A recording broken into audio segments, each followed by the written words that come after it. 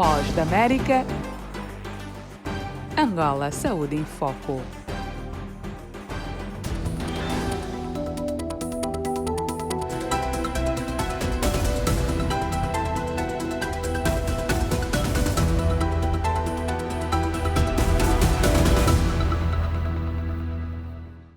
Olá, ouvintes e internautas, muito boa tarde. Este é o Angola Saúde em Foco, desta sexta-feira, dia 18 de dezembro. O Angola Fala Só acompanhou-nos durante anos, foi espaço para falarmos de tudo. Agora, perante a situação da saúde mundial, a que Angola não escapa, vamos concentrar-nos em saúde, um dos bens mais preciosos que temos. Assim, todas as semanas, vamos levar aos nossos ouvintes e internautas Angola Saúde em Foco. Esperamos que nos acompanhem, enviem as vossas perguntas para os nossos convidados e sugestões de temas para o Angola Saúde em Foco, que das 17h30 às 18 horas é transmitida em onda curta nos 17.655 e 13.630. Das 18 horas às 18h30 estamos em onda média nos 1530. Também transmitimos pelo Facebook e pelo YouTube. Eu sou a Mayra de La Salete, a produção é de Dani Steski. Hoje no Angola Saúde em Foco temos o sociólogo Aniceto Cunha. O tema, os efeitos emocionais da Covid-19 durante a quadra festiva. O isolamento social é a principal recomendação das autoridades de saúde mundial a fim de evitar a propagação do coronavírus, que causa a Covid-19. A medida, no entanto, impôs às pessoas a uma mudança radical no estilo de vida. Nosso convidado, Aniceto Cunha, como é que vê o efeito das medidas de prevenção da Covid-19 em Angola? Antes gostaria de agradecer o convite e saudar a Mayra de La Salete e toda a equipa. Portanto, o mundo hoje vive um novo normal e Angola não foge à regra, sendo certo que as principais medidas de prevenção contra o combate ao corona é precisamente o isolamento social. Assim sendo, esta quadra festiva ela será comemorada de forma diferente, tendo em conta o próprio impacto negativo que ela causa a nível dos ajuntamentos sociais. Daí que a principal recomendação é principalmente o isolamento social. Como dizia, para este Natal, o recomendável é que as famílias, portanto, não se ajuntem como tem sido o hábito. Aliás, faz parte da nossa cultura enquanto povo, de que nessas quadras a gente junta as famílias, mas para essa época festiva é recomendável que, portanto, haja esse distanciamento social como forma de prevenirmos-nos e prevenirmos aos outros. Doutora Aniceto Cunha, e acha que vai ser fácil para as famílias angolanas cumprir com essas recomendações de isolamento, de não ajuntamento? Fácil não será, mas a atual realidade impõe-se, uma vez que é a melhor forma, o melhor meio de proteção do outro ou salvaguardar a vida de outrem. Assim sendo, urge a necessidade de, nestes períodos, as instituições de Estados, as instituições da sociedade civil, portanto, a par das atividades que vêm desenvolvendo que é do Natal Solidário, portanto, desempenharem também ou associarem também as campanhas que tem havido por parte do Executivo, no sentido da mobilização, sensibilização e consciencialização de que essa quadra festiva poderá passar não com muitos ajustamentos, mas devemos proteger o bem maior que é a vida. Portanto, essas organizações, incluindo aqui as igrejas, comissões de moradores e outras cujo papel social é precisamente trabalhar com o tecido humano, no sentido de mobilizar-se aqui a sociedade em geral e as famílias em particular dessa necessidade urgente como, portanto, meio e via de pouparmos as vidas. É sabido por estudos, reportagens, que o isolamento social está a causar algum impacto a nível psicológico, no seio de muitas comunidades. Acha que está a desanimar os angolanos? De alguma forma, sim, porque os angolanos têm hábitos e costumes próprios e os ajuntamentos e os agrupamentos sociais em família e amigos faz parte do modus vivendo. Portanto, essa alteração brusca que essa pandemia causou-nos, portanto, trouxe um novo normal. E isso acaba trazendo um impacto psicoemocional negativo, quer no indivíduo, quer no grupo, porque nós tínhamos, portanto, o hábito de juntarmos-nos ao final de semana, o hábito de procurar as famílias e os amigos, portanto, o agrupamento social faz parte da nossa vida. E foi uma alteração no modus vivendo sem qualquer preparação. Portanto, esta nova realidade ela caiu a bruto. Logo, trouxe muitos impactos psicoemocionais negativos, como o isolamento social, portanto, o afastamento, e principalmente para aquelas famílias que não têm recursos e acesso às novas tecnologias. Algumas ainda vão se reinventando, mas do ponto de vista genérico, ela acabou desestruturando, digamos, os hábitos, os modos vivendos dos povos.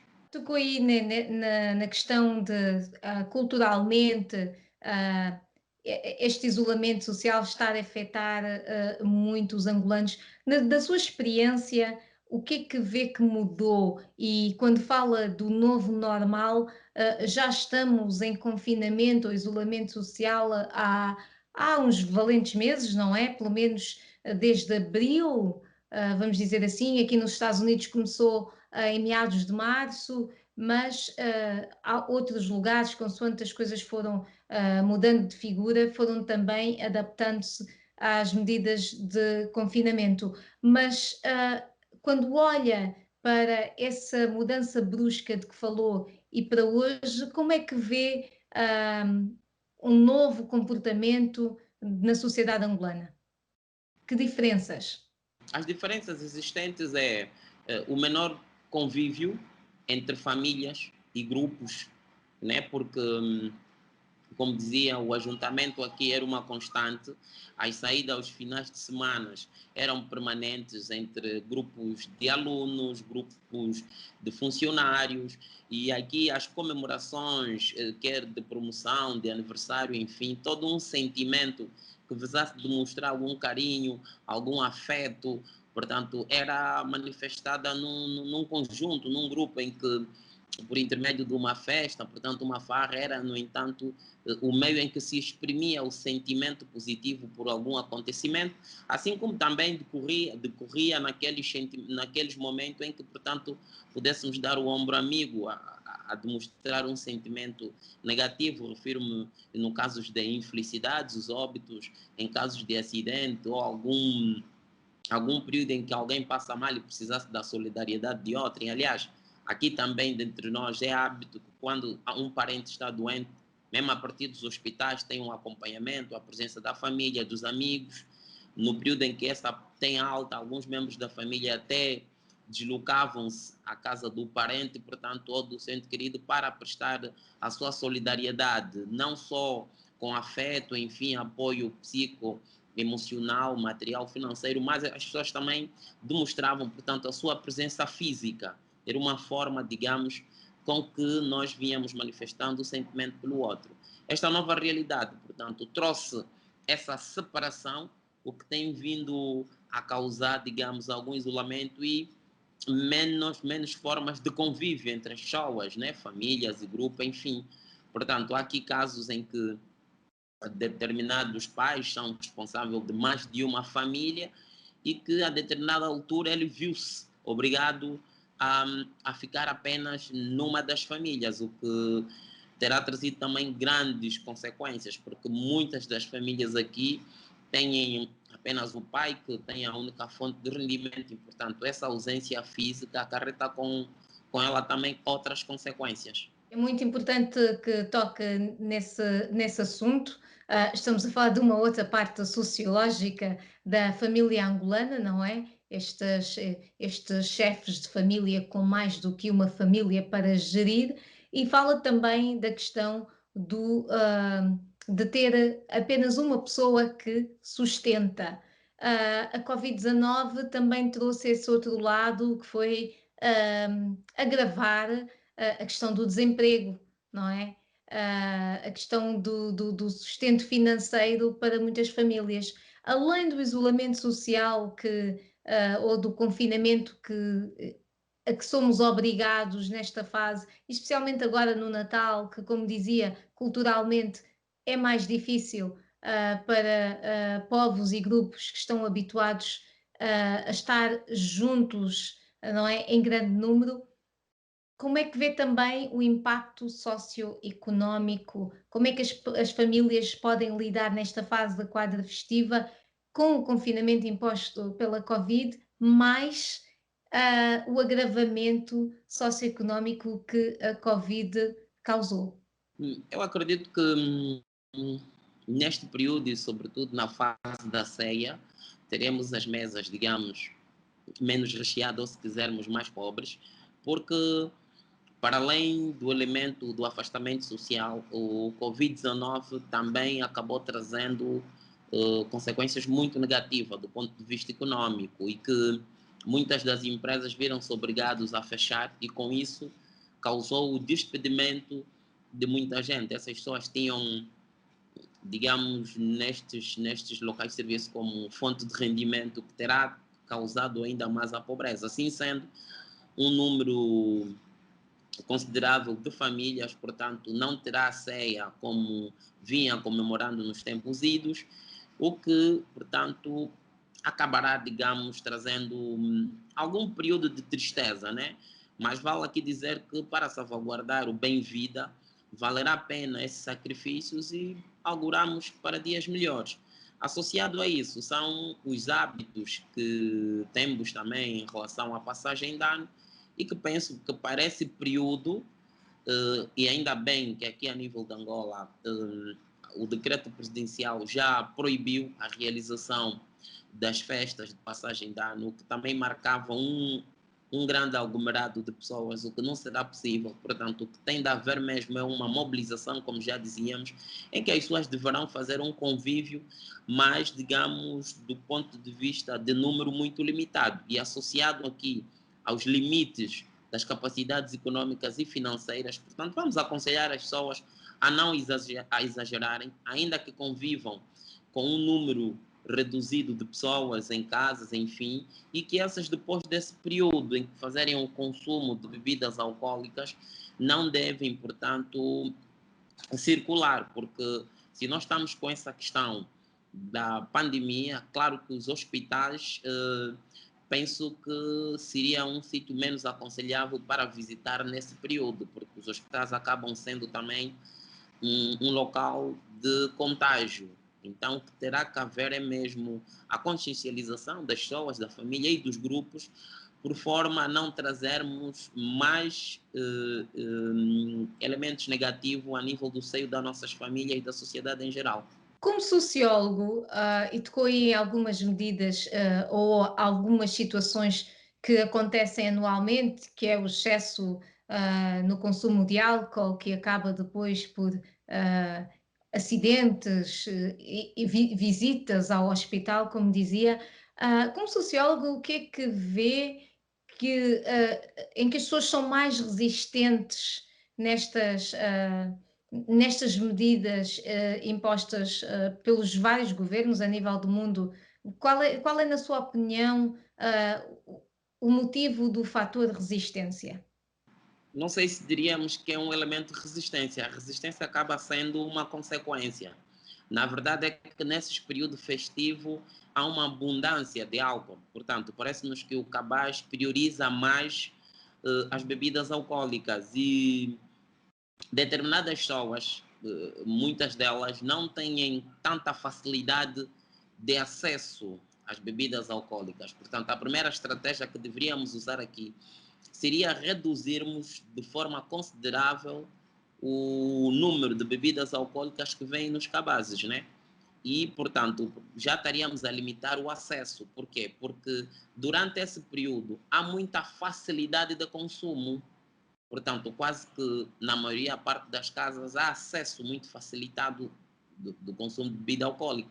Então, essa seria a primeira medida e que o indivíduo, se não tivesse acesso, parece que não fará o consumo.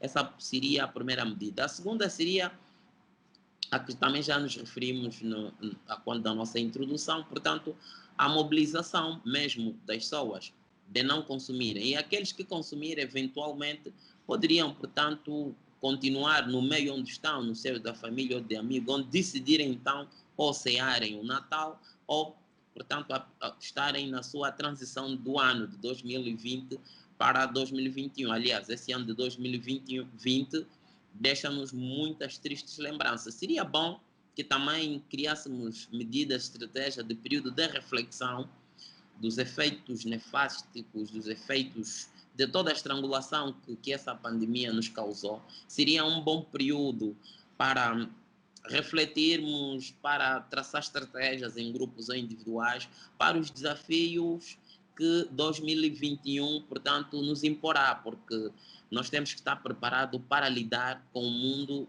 pós-Covid, porque isso acabará estrangulando a agenda pessoal de vida de cada um, a agenda das instituições e das famílias, e é necessário que as pessoas criem, portanto, aqui o elemento estratégico de pós-Covid. Já agora eu fico curiosa, qual seria algumas das suas linhas para a estratégia de 2021? A minha e da minha família já começamos a traçar. Nós, a partir do período em que começamos a nos sentir mais apertado, obrigou-nos também a fazer uma maior poupança, por formas a que, se nós não sabemos como é que será, como é que nós estaremos do ponto de vista de rendimento, isso obrigou-nos a fazer uma maior poupança do que viemos fazendo, para termos alguma reserva para enfrentar, portanto, o ano de 2021, porque aqui houve alteração em quase todos os sentidos, e sobretudo no calendário do Ministério da Educação. Com isso, alterou aquilo que nós temos vindo a fazer, que é a nossa poupança e a preparação normal, alterando o próprio quadro do período do ano letivo, enfim, alterou o período das nossas férias. Portanto, isso nos fez com que tivéssemos que redimensionar a nossa agenda e estarmos mais ou menos preparados com alguma poupança para os desafios de 2021. Portanto, fica aqui o conselho do nosso convidado, um dos traços estratégicos para 2021, poupar mais. Certamente, algumas pessoas que nos estão a ver e ouvir vão dizer que é difícil poupar quando já se tem pouco, mas podemos falar sobre isso mais daqui a nada. Agora vamos a falar de efeitos da pandemia da Covid-19. A pandemia global está a causar grande ansiedade para muita gente. Algumas pessoas estão a encontrar tratamento por meio de terapia online. Esta é uma reportagem narrada por Álvaro Lugero Andrade. A pandemia da Covid-19 levou a sessões de terapia pessoal e forçou algumas pessoas que enfrentavam o desemprego e outros fatores de estresse a procurarem ajuda online. Eu estava numa chamada de Zoom com cerca de 30 de nós e o chefe da agência deixou todo mundo sair, porque a agência estava a fechar as suas portas. Quer dizer, foi super traumatizante. Eu estava assim, acho que posso precisar de ver alguém com base nos meus níveis de ansiedade. Não sou capaz de me autorregular tanto quanto normalmente. Quase a metade dos adultos nos Estados Unidos relatou preocupação e estresse devido ao impacto do vírus na sua saúde mental, de acordo com uma pesquisa recente da Kaiser Family Foundation. Isolamento social, solidão, tudo isso está profundamente ligado a maus resultados da saúde mental. Os mais atingidos serão pessoas como adultos mais velhos que vivem sozinhos, crianças e adolescentes, trabalhadores da linha da frente. Como resultado deste forte aumento na procura, muitos terapeutas e profissionais de saúde mental estão a oferecer serviços de telesaúde, comunicando-se por meio da tecnologia digital, como computador, tablet ou telefone celular. Mudamos quase tudo para telesaúde e visitas por atendimento virtual. Temos imensos pacientes. É avassalador. A arteterapeuta Julie Cutelli diz que está a usar a telesaúde com seus pacientes infantis, que também apresentam um aumento de ansiedade. Conexão é o que nos torna e faz humanos, é o que cria as nossas vidas e também todas as conexões que temos fora de casa. Diminuiu a conexão com amigos, com a comunidade, a escola, o nosso trabalho, os nossos parentes. Desde que perdeu o emprego, Wong tem utilizado terapia online e diz que não vê razão para voltar às visitas pessoais. Alguns anos atrás, não sei se estaria tão aberta a um aplicativo ou uma chamada de Zoom com um terapeuta. Acho que queria aquela conversa em pessoa, aquela fisicalidade. Mas agora que fiz isto, realmente não tenho a necessidade de voltar a um consultório para o fazer. Eu diria que a pessoa que vejo online tem sido muito positiva e deu-me muitas ferramentas para me ajudar durante este tempo. Como ter uma rotina regular de exercícios, limitar a exposição à imprensa e se conectar com outras pessoas. É claro que nem todo mundo tem internet ou se sente à vontade para conversar online, principalmente as pessoas mais idosas, diz Schmidt, e pode ser caro, mesmo com seguro. Algumas das pessoas que talvez sejam as mais afetadas, talvez não tenham acesso à internet, talvez eles tenham tido que desligar a internet e com a perda do seguro, certo, estamos a ver as pessoas a perderem a cobertura de saúde. Existem alguns grupos de apoio gratuitos disponíveis online, como um no Facebook denominado Grupo de Apoio Público Gratuito para Gerir a Ansiedade pelo Coronavírus. Doutor Cunha, além da questão psicológica e desta necessidade de se recorrer a terapias, a parte socioeconómica, como falávamos há pouco, também é de destacar. Falava em poupar, mas como eu dizia também, para aquelas famílias em que o dinheiro já era curto, como é que fica? Para umas já era o curto e para outras que era curto acabaram não tendo. Mas o momento em si exige uma readaptação, né?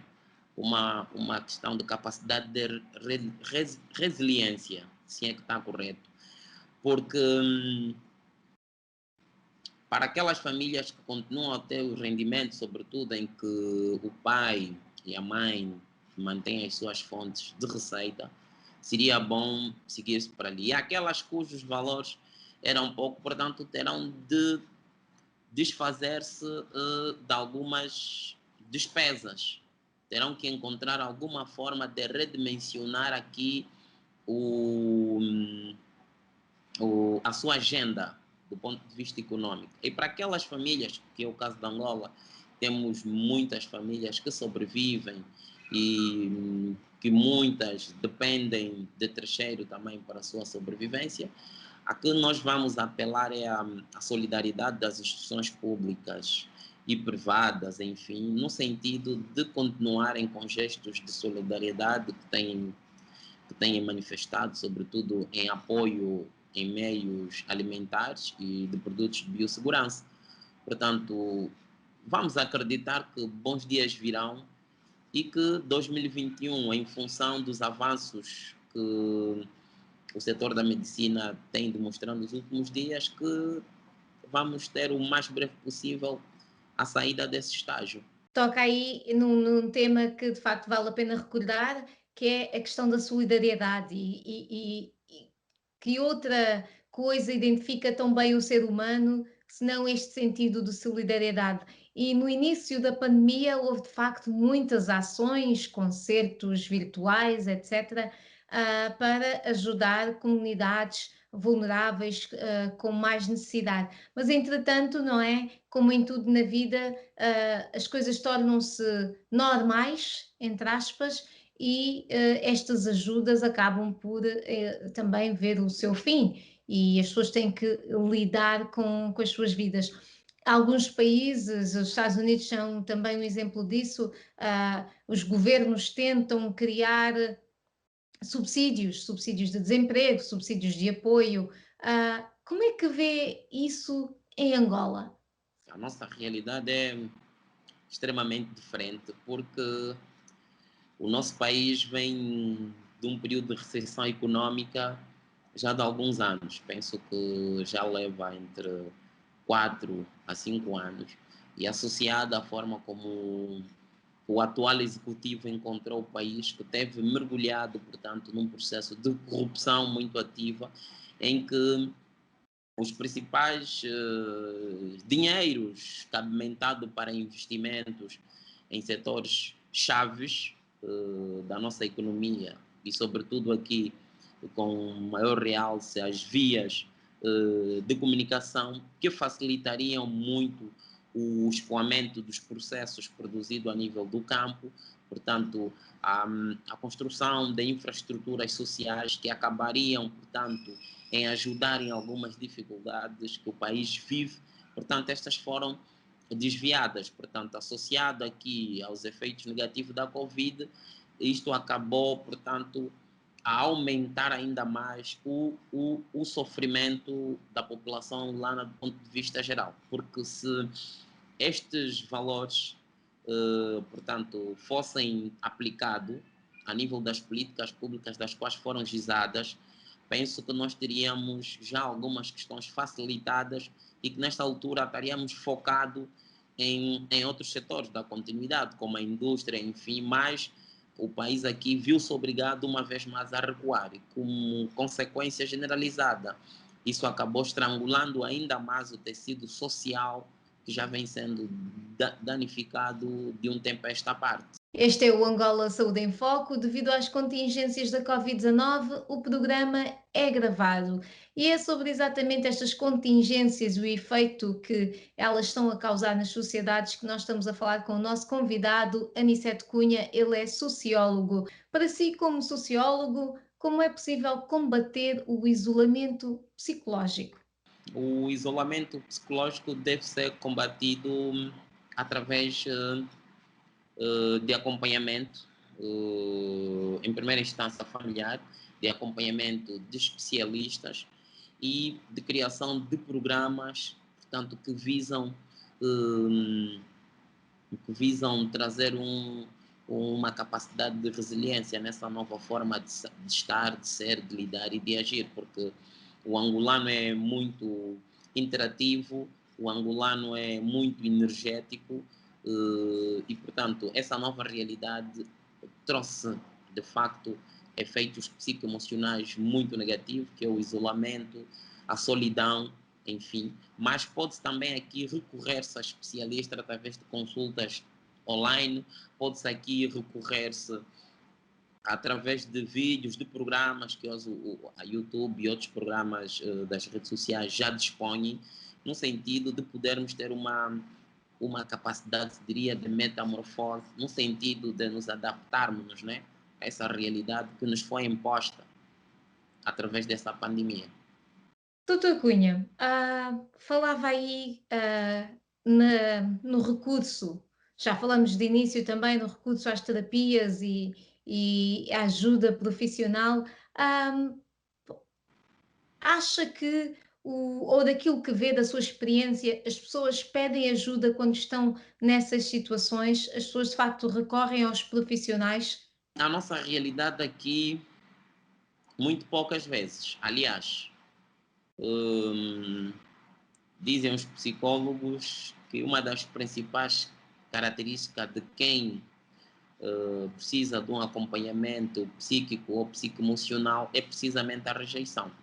E entre nós ainda não é um hábito recorrer-se aos serviços dos psicólogos, porque para muita gente ser acompanhado por um psicólogo é como que se tivesse, digamos assim, né, como diz o vulgo, doente. Portanto, aqui o primeiro sintoma dessa doença é precisamente a rejeição. Temos algum complexo porque não faz parte ou não fez parte dos nossos hábitos e costume esse acompanhamento psicoemocional do indivíduo e das famílias. Mesmo a nível das escolas, nós aqui ainda temos algumas deficiências, mesmo a nível das instituições, são poucas as instituições que a nível das suas áreas de recursos humanos ou da área social têm especialistas como psicólogos, sociólogos e antropólogos para acompanhar precisamente as pessoas. Mas estamos num período em que exige-se muito mais a presença de profissionais das áreas de ciências sociais, aqui com maior destaque do historiador, do antropólogo, do sociólogo, do psicólogo e muitas das vezes do pedagogo, para podermos então lidarmos com as consequências desse período. Nós temos aqui como uma das consequências um número elevado de divórcio, de separação entre famílias, né? Porque a pandemia em si também tem como uma das consequências positiva para uns, para outros negativa, que é a sanidade sexual, né? Porque temos muitas famílias ainda polígamos e que estas, portanto, depois desse período, hão de definir a etapa, porque, por um lado, as medidas que se impõem e, por outro lado, as consequências econômicas e sociais hão de definir, portanto, o comportamento sexual de muitas famílias ou de muitos chefes de família. Portanto, é caso para dizer que há males que vêm por bem. Bom, não sei se seria um bem tão bem assim, porque aqui estamos a lidar com um elemento muito sensível e porque muitas das vezes quando o indivíduo não tem capacidade de justificar o que vive, portanto recorre-se à cultura. E como deve saber, como qualquer dogma, portanto, os indivíduos formados com esta mentalidade poderão eventualmente defender, portanto, está a ter aqui um processo de aculturação ou endoculturação, enfim, mas as pessoas e os grupos, em consequência disto, hão, depois de analisar, quer do ponto de vista individual, quer do ponto de vista pessoal, qual é a melhor conclusão, porque as culturas não são estáticas, elas são dinâmicas e devemos sempre nos apegar no lado mais positivo da cultura, por forma a criarmos melhor harmonia e desenvolvimento para o ser humano individual e no geral. Do seu ponto de vista como sociólogo, e toca aqui num tema que antes e pós-Covid vai ser sempre tema, até ser de facto normalizado, creio eu, que é essa questão da poligamia, que não é uma poligamia legal, não é baseada numa questão religiosa, nem numa questão legal cívica. Portanto, por isso é que eu dizia, talvez, não é? Podemos dizer que há males que vêm por bem, que é então definir que é possível ou que há aquilo que se começou como não polígamo não tenha que transferir para tal, porque muitas vezes, como eu dizia antes, não é oficial, é oficioso, não é? Então, do seu ponto de vista como sociólogo, como é que estas coisas se processam e pós-Covid, então como é que se vão encarar estas transformações? Ou será que há aqui espaço então para se aceitar situações como a poligamia como situações normalizadas? Nós, Mayra, nós vemos um conflito de identidades, porque aqui os nossos colegas especialistas em direito não recorrem aqui aos nossos costumes como uma fonte de direito, do ponto de vista prático, portanto. Aqui, a legislação que é implementada, ela tem como principal fonte a lei, né? E nesse caso tem o Portugal como a lei de referência. Portanto, do ponto de vista do direito positivo, nós temos as normas e as leis, todas elas bem desenhadas, mas do ponto de vista de facto social e da realidade, nós aceitamos uma outra realidade. Então, nós acabamos aqui em colidir, estamos a colidir do ponto de vista de valores.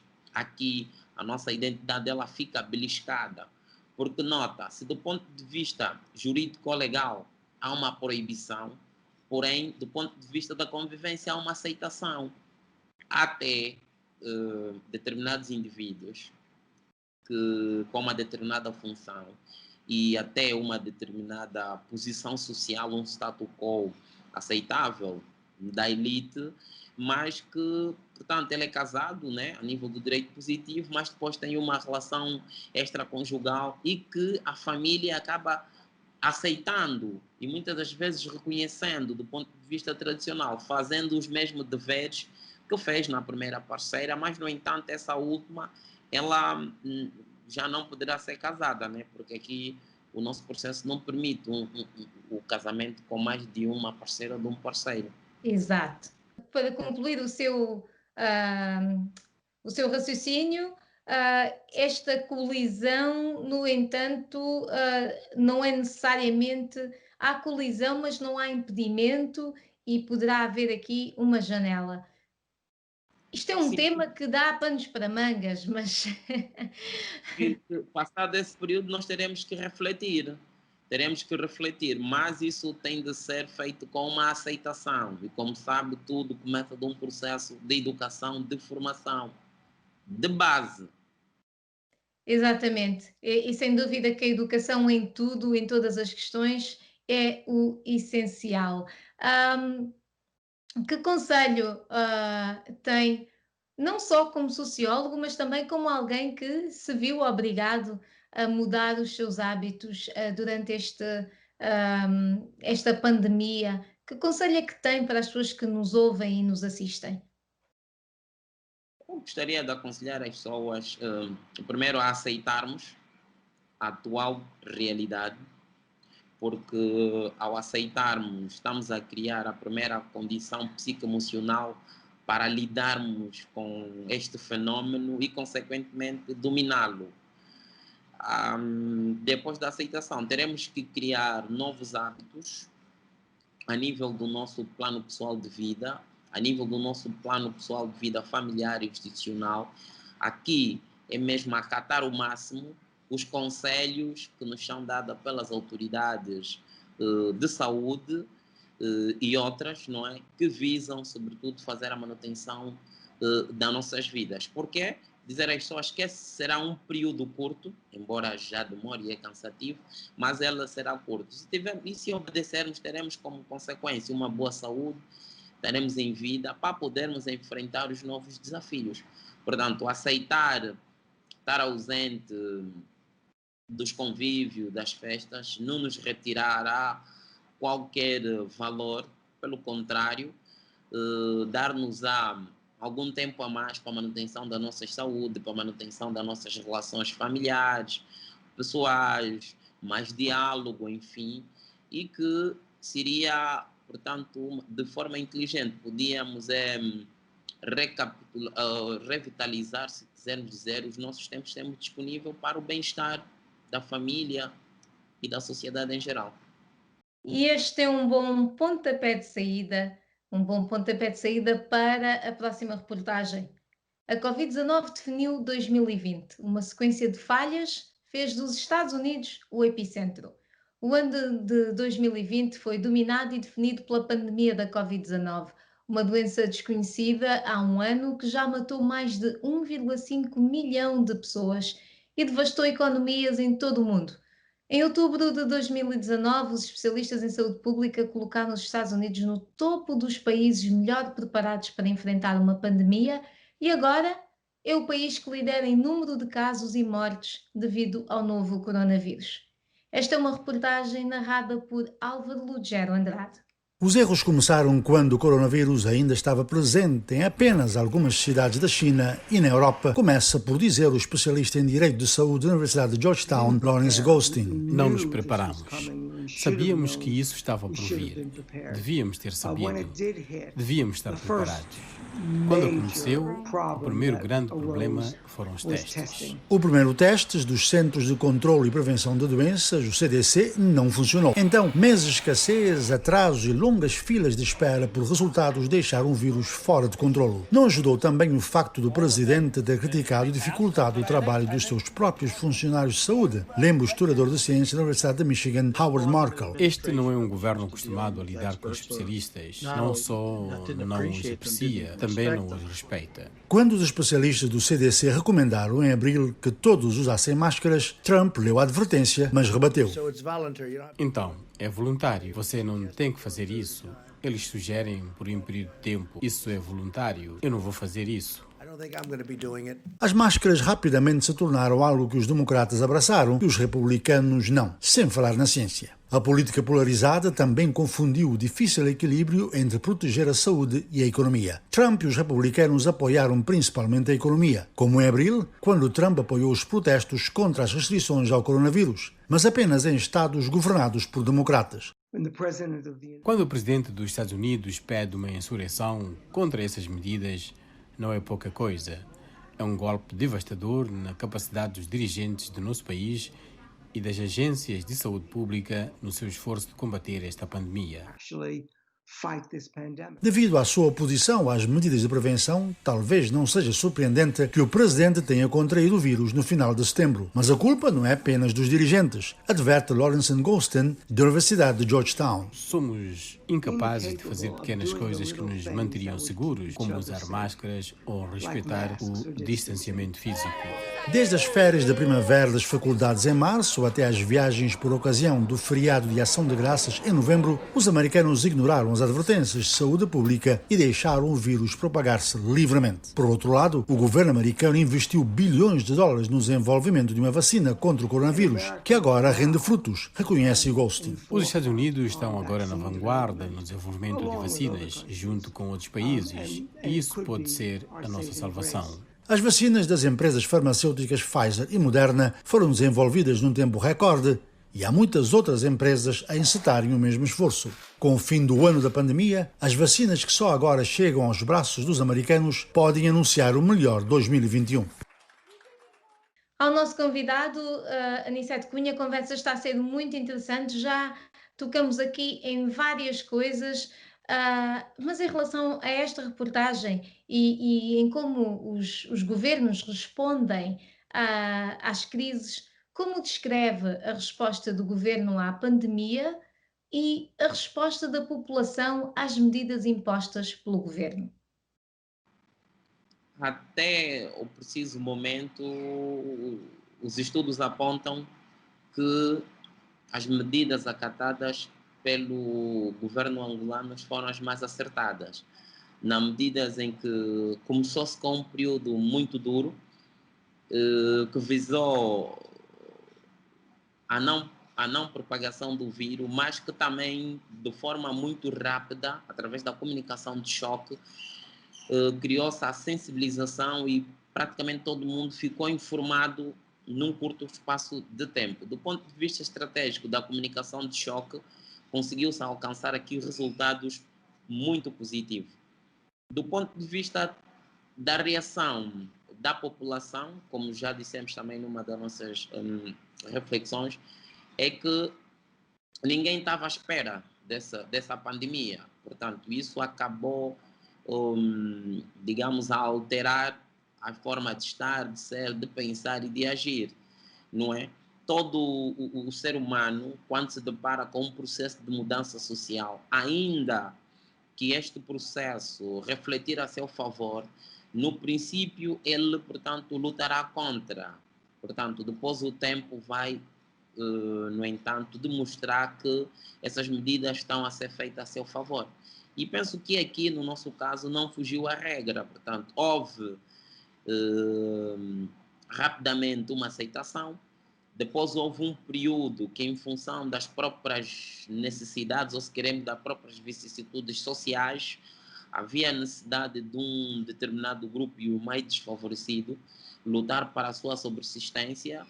Portanto, houve alguns desvios à norma, mas que justificaram-se aqui as condições, sobretudo, de procura de melhores condições de vida ou da própria subsistência, né? Porque se nós já tínhamos um período de pobreza, como já dissemos também, agravado aqui com o principal elemento da corrupção, que terá desviado milhões e milhões de dólares dos seus projetos ou das suas políticas públicas que não viram concluída.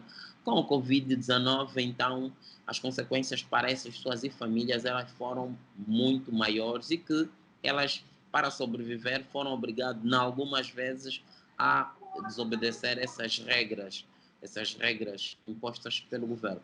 Mas, do ponto de vista da generalidade, tivemos alguma aceitação e a maior parte da população acatou e vem acatando, portanto, essas medidas e esses conselhos.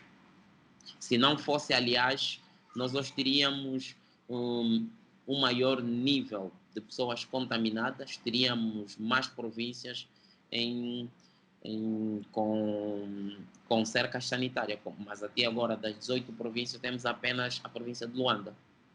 Olha, e era mesmo com essa nesse sentido de justificar o número de casos, que eu ia continuar para podermos concluir aqui a nossa conversa, que é muita gente está surpresa, muita gente fora de África em específico, com o número de casos que o continente africano teve em comparação com todos os outros continentes, foi um número de casos inferior.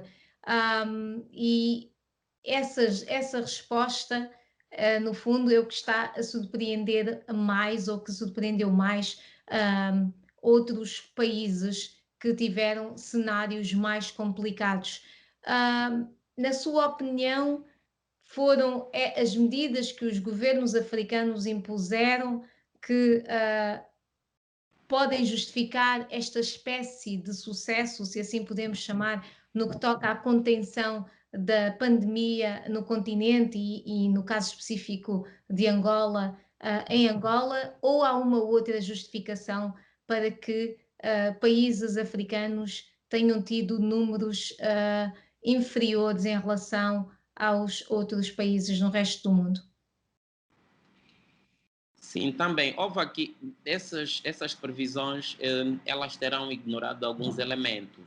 Portanto, e aqui vale lembrar o nível de obediência dos cidadãos, porque tão logo os governos africanos deram-se conta dessa pandemia, e porque todos nós sabemos que essa pandemia ela foi exportada, não é? A partir da recessão dos seus concidadãos, portanto, que estavam em países contaminados. Começou pela China e depois foi se espalhando, portanto, o caso de Angola não é diferente. Aqui, no caso particular do governo de Angola, o sucesso começa precisamente nas medidas de antecipação, porque nota que o governo de Angola estabeleceu o estado de emergência apenas com 3 casos positivos.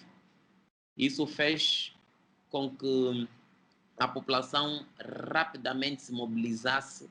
Estávamos a lidar com um vírus muito letal, e isso mobilizou de por si com que as pessoas tivessem que ter muitos cuidados. Outros fatores associados, não menos importantes, também têm a ver com as dietas alimentares, né? Porque as culturas alimentícias, segundo alguns estudiosos do ramo das ciências naturais, os naturopatas, os holísticos, entre outros, dizem que muitos dos povos africanos, no caso dos povos angolanos, portanto, a sua alimentação muito baseada em ervas naturais também tem contribuído grandemente para, portanto, os anticorpos ou as defesas dos angolanos. Isso tem sido um elemento que também favorece. Olha, a discussão sobre a resistência humana baseada nas plantas naturais é para outra altura, com certeza poderemos falar sobre isso noutra altura. Agora, para terminar, peço-lhe que desejos tem para 2021? O meu primeiro desejo era que conseguisse encontrar, que essa cura já encontrada fosse, portanto, eficaz e eficiente, e que 2021 não tivéssemos mais caso Covid. E daí depois vem associado os outros projetos pessoais, que era precisamente a minha defesa do mestrado e consequentemente, a minha candidatura para o doutoramento a nível de Sociologia Política. Mas isso só será pensado caso o vírus seja combatido ou que se reduza, que se consiga controlar, né? Como as outras doenças que já tivemos a nível do mundo. E que, tanto que o mundo volte a ser o que era, ou seja, melhor do que já foi. E esse é com certeza um desejo que a maior parte dos nossos internautas e ouvintes partilham, que o mundo volte a ser o que era, ou melhor do que já foi. Melhor do que já foi seria mesmo o ideal. Muito obrigada pela sua participação, Aniceto Cunha. Foi um prazer tê-lo aqui no nosso Angola Saúde em Foco. Nós esperamos tê-lo em breve, que volte aqui aos nossos microfones e ecrãs da VOA, aqui a Voz da América em português. Muito obrigada mais uma vez em nome de toda a equipa. Este foi o Angola Saúde em Foco e nós estivemos a falar sobre os impactos da Covid-19 nesta quadra festiva e não só. Muito obrigada pela sua companhia. Eu sou a Mayra de La Salette, a produção é de Dani Steski. Para a semana estamos de volta. Angola Saúde em Foco, um debate semanal sobre como a saúde contribui ou desacelera o desenvolvimento de uma sociedade. Saúde em Foco, semanalmente, na Voz da América em português.